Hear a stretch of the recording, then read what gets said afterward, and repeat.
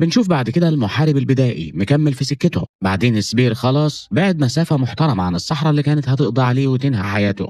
الدبان لسه بيلف ويدور حواليه، وده بيفكرنا كلنا ان سبير في الحقيقة زومبي. الغابة بقى يا سيدي مليانة أصوات، حيوانات بتتحرك وسط ورق الشجر، بس وسط الهيصة دي كلها في صوت واحد بس هو اللي خطف انتباه سبير وخلاه يتسمر مكانه، صوت صرصار حقل صغير. بالنسبة لسبير الصوت ده كان حاجة جديدة عليه، وفي لحظة الصرصار وقف وبدأ ياكل في ورقة شجر بمزاج وهدوء. سبير وقف يتفرج عليه، بيتفرج على شكله وحركاته، وفجأة في دماغ سبير الممسوحة والتعبانة دي في حاجة نورت بطريقة محدش يقدر يفسرها. ربط بين الحشرة الصغيرة دي وبين صاحبه الديناصور، مفيش ذكريات واضحة بس الإحساس موجود. وفجأة وبدون مقدمات راحت واقفة على دراع سبير نفسه. الحركة دي بالنسبة لسبير ما كانتش عادية، دي كانت إشارة ترجمها في دماغه إنها رابطة أو تواصل زي اللي كان بينه وبين الديناصور زمان، أو على الأقل ده اللي ذاكرته المشوشة سمحت له يفتكره. علشان ما يضيعهوش تاني سبير قرب من ورقة شجرة عملاقة، ومن غير تفكير راح شددها من جذورها مرة واحدة. كان عنده أمل يلاقي الصرصار عليها، ولما بص لقاه لسه موجود سليم وتمام. سبير بص له بانبهار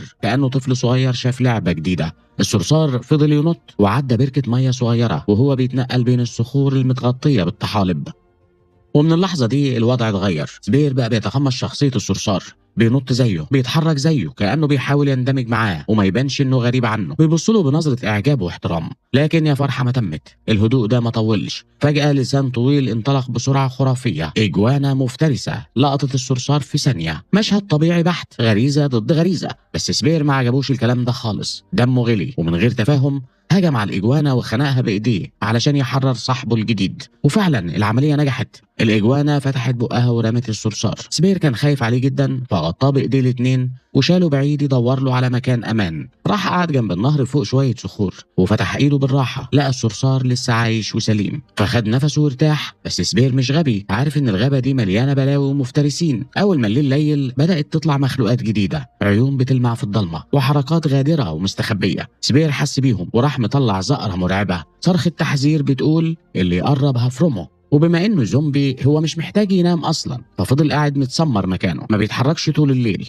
بعدين الساعات مرت ببطء لحد ما الشمس بدأت تطلع وتنور الغابة. ساعتها سبير فتح ايده علشان يبص على الصرصار ويطمن عليه، بس المرة دي وقبل ما يلحق يقفلها الصرصار فرد جناحاته وطار. هنا سبير اتجنن، حس باليأس، قام بسرعة الصاروخ وجري وراه بيحاول يلحق أثره وسط الشجر. وفي نص الغابة سبير سمع الصوت تاني جاي من فوق شجرة عالية. رفع راسه وشافه الصرصار مستخبي بين الفروع كأنه بينادي عليه. سبير ما فكرش مرتين، قرب وبدأ يتسلق الشجرة باستخدام فرع نبات متدلي نازل من الجذع. حركاته كانت تقيلة وغشيمة، وكل متر بيطلعه الفرع بيزيق ويطقطق تحت وزنه التقيل. الفرع ما قدرش يستحمل وطراخ الفرع اتقطع. سبير وقع من فوق ودبدبه مرعبه، الخبطه كانت قويه لدرجه ان الارض نفسها ما استحملتش وانشقت تحت جسمه. الارض اتكسرت وسبير اختفى في الضلمه، وقع في عمق حفره شكلها كانها كهف تحت الارض. سبير وهو دايخ بيحاول يقوم يقف، مفيش اي اثر للصرصار ومفيش مخرج ظاهر قدامه، بقى محبوس في جحر ملوش مفر. ولانه فقد الامل انه يشوف الصرصار تاني ومفيش قدامه حل غير انه يمشي، قرر يدخل اكتر في الضلمه يدور على مخرج. فجاه سمع حاجه، صوت غريب مش طبيعي. في الاول ما كانش عارف ده ايه لحد ما شافها، مخلوق صغير قزم شكله بشع ومقرف قاعد بيقرفص في رجل سبير. سبير بمنتهى الهدوء شاله ورماه بعيد. المخلوق حاول يرجع يهجم تاني، بس المرة دي سبير ما رحمهوش، خلص عليه في ثانية. بس اللي كان فاكره مجرد عقبة صغيرة أو طوبة في الطريق طلع كابوس كبير. من بعيد سبير بدأ يسمع أصوات كتير زي طقطقة وهمهمات وخطوات سريعة بتجري، ومن قلب الضلمة بدأت تطلع أعداد مهولة من المسوخ دي، مخلوقات مشوهة وشكلها يسد النفس، بتفكروا بشكل مرعب بكائنات الإيبايمان اللي شافها قبل كده. سبير حاول يقاوم بس كانوا زي الجراد، ما قدرش يوقفهم. الكائنات دي اتكومت عليه واحد ورا التاني لحد ما الدنيا لفت بيه. بعد دقايق سبير فتح عينيه على منظر يشيب، جثث بني ادمين مسلوخه بالكامل متعلقه في سقف الكهف، الدم لسه طازه وبواقي الجلد واللحم واقعه على العظم المكشوف، منظر يقشعر البدن. وسبير نفسه طلع انهم اصطادوه مربوط بفروع شجر ومتعلق راسه تحت ورجليه فوق، محكوم عليه يتفرج على مصير اللي سبقوه، وحواليه المسوخ دي بتاكل بمزاج ومن غير استعجال. ولما سبير بص تحت شاف المصيبة الأكبر، واحد من الوحوش دي قاعد بياكل في إيد سبير نفسه، اللحم اختفى والجلد راح وما تبقاش غير عظم الايد مكشوف. شكله كده دي نهايته وهيتاكل حي. بس فجأة سمع الصوت، صوت الصرصار بيغني. المسخ اللي كان بياكل في سبير وقف اكل، انتبه للصوت، وباقي الشله كمان انتبهوا. صوت الصرصار بقى هو الشغل الشاغل ليهم. واحد ورا التاني سابوا سبير المتعلق في الهواء مستني دوره في الاكل وركزوا مع الصوت. اول ما عرفوا الصوت جاي منين، الوحوش دي هجمت ناحيه الصرصار. اول ما شافوا في خطر، سبير دبت فيه الروح والقوه، وبمجهود جبار ويائس بدأ يتلوى ويشد في النباتات اللي ربطاه. ما بقاش بيفكر في نفسه ولا في ايده المتاكله، كل همه حاجه واحده، يفك نفسه ويدافع عن الصرصار. وبايده اللي بقت عباره عن عظم بس، سبير قطع الحبل اللي متعلق فيه ونزل دب على الارض بوقعه عنيفه. المخلوقات دي رد فعلها كان سريع، وبدأوا يعملوا المستحيل علشان يتسلقوا ويوصلوا للصرصار اللي فوق. عملوا زي جبل بشع من أجسامهم علشان يطولوه، ولما كانوا خلاص قربوا يمسكوه، سبير دخل فيهم شمال، بيضرب وبيزق وبيطيح فيهم من غير رحمة. هدفه الوحيد يكسب وقت ويعطلهم علشان ما يمسكوش الحشرة. وبقوة كأن ملهاش حدود، سبير قدر يسيطر عليهم لحظات، يرميهم بعيد ويفتح طريق وسطهم. بس عددهم كان رهيب وحصروه بسرعة. وفي وسط المعجنة والفوضى دي كلها، واحد من المسوخ جري ناحية الجثث البشرية المسلوخة، وراح خالع عظمة طويلة من جثة ونط ناحية الصرصار وهو ناوي يخلص عليه بضربة واحدة. سبير وهو غرقان في جروحه والمخلوقات ملمومة عليه، شاف الصرصار في خطر الموت، جري بأقصى سرعة عنده، بيزق وبيدهس أي مسخ يقف في وشه. بس للأسف ملحقش، وبحركة سريعة ودقيقة المسخ ده هرس الصرصار بالعظم على الأرض، موته في لحظة. سبير شاف المنظر واتسمر مكانه ثانية، وفي عقله شريط ذكريات صاحبه بانج الديناصور اشتغل. نفس إحساس الفراغ، نفس وجع الخسارة، اليقين إنه خذل حد عزيز عليه مرة تانية وما قدرش يحميه. والوجع ده اتحول لبركان غضب انفجر جواه، خلاه يهجم زي المجنون ومن غير ذرة خوف على المسخ اللي قتل الصرصار وفعصه ودمره تماما. وبعدها دار على باقي الوحوش، مش فارق معاه عددهم ولا ايه اللي ممكن يحصل له. الكهف اتحول لمجزرة او ساحة اعدام. سبير بيخبط وبيخلع وبيرمي وبيكسر اي حاجة تيجي قدامه، وفي وسط الضرب لمح رمح واقع وسط الكراكيب، مسكه بقوة وبدأ يستعمله علشان يخرم بيه المسوخ الجوفية دي واحد ورا التاني، بيخلص على اللي حبسوه واللي اتجرأوا وموتوا الصرصار. ورغم انهم كانوا كتيبة بحالها، محدش فيهم قدر يقف قدام غل وغضب سبير اللي بيحركوا احساس الفقد. ولما أخيرا صوت المعركة سكت وجثث المسوخ بقت مفروشة في كل حتة في الكهف متكومين فوق بعض والهدوء رجع بالتدريج، سبير قرب من جثة الصرصار الصغيرة، بص له وهو مفعوص وميت بدون حركة، وبحركة كلها حزن وتقدير جاب طوبتين ودفنه في مكانه وعمل له جنازة رمزية رغم بشاعة المكان اللي هم فيه. جروح سبير من المعركة كانت عميقة وخطيرة لدرجة ان واحد من اعضائه الداخلية مصارينه يعني وقعت منه على الارض. بس بالنسبة لسبير ولا يهمه، ده مش خطر عليه. بمنتهى البساطة وطى وجابه وحشره تاني جوه بطنه كأن مفيش حاجة حصلت. وبعدين خد حتة قماش من جثة واحد من البني ادمين المسلوخين ولفها حوالين جسمه يداري بيها نفسه ويستعد يكمل طريقه. وهو بيقلب في البقايا، سبير لاحظ ان واحد من الجثث لابس في رقبته سلسله فيها ناب ديناصور. اول ما شافه مخه ترجمه على طول وربطه على طول بصاحبه، كأن القدر حطه قدامه مخصوص. قرر ياخده ويلبسه كرمز، كأنه منبه بيفكره وهو بيدور على نفسه وليه لسه مكمل وعايش. ولما جاي يخرج، سبير لقى ان الكهف غويط جدا ومستحيل يتسلق الحيطان اللي بتزحلق دي، فبدأ يرص جثث المخلوقات اللي قتلهم فوق بعض. عمل جبل من الجثث بيعلى شويه بشويه لحد ما وصل لفتحة الخروج،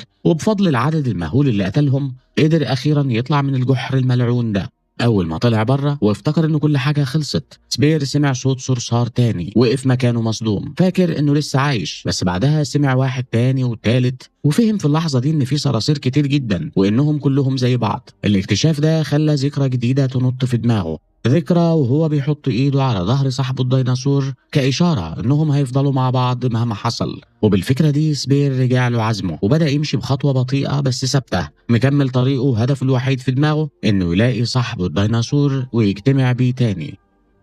بتبدأ الحكاية من ورا شوية بعد موت سبير على طول. المشهد يقطع القلب، القبيلة كلها متجمعة علشان يدفنوا البطل، الراجل اللي أنقذ القرية كلها وفداهم بروحه. الجو كله مهيب، في دقات طبول ورقصات طقوسية وأغاني مش معمولة علشان الاحتفال، لا دي أغاني وداع. وسط الناس اللي متجمعة دي عينينا بتلمح الساحر أو المشعوذ اللي شفناه في الحلقة الأولى وهو بيرجع سبير للحياة. اللقطة دي مفتاح اللغز كله، لأنها بتأكد لنا إن القصة بتمشي من وجهتين نظر مختلفتين في نفس الوقت. يعني اللي شفناه في أول المسلسل بيحصل بالتوازي مع اللي هنشوفه قدام شوية، في الوقت اللي ميرا والمجموعة بيتجمعوا فيه علشان يطلعوا رحلة إنقاذ. في مكان تاني الساحر ده كان بيحاول يرجع الروح لسبير. وتاني بنرجع للجنازة، الحزن مرسوم على وشوش أهل القرية كلهم. ميرا طبعا حالتها تصعب على الكافر، بس اللي بجد واخده الصدمه الاكبر والضربه القاضيه هي فانج. حتى عيالها الصغيرين حسوا بحالة أمهم فورا. الحزن باين عليها لدرجة إن عيالها مش عارفين يعملوا إيه علشان يخففوا عنها، فقرروا بس يفضلوا لازقين فيها. بعد شوية بنشوف رجالة القبيلة وهم بيدخلوا جسم سبير جوه المقبرة اللي عليها علامة بتميزه كبطل هزم الخطر اللي النبوءة حذرت منه.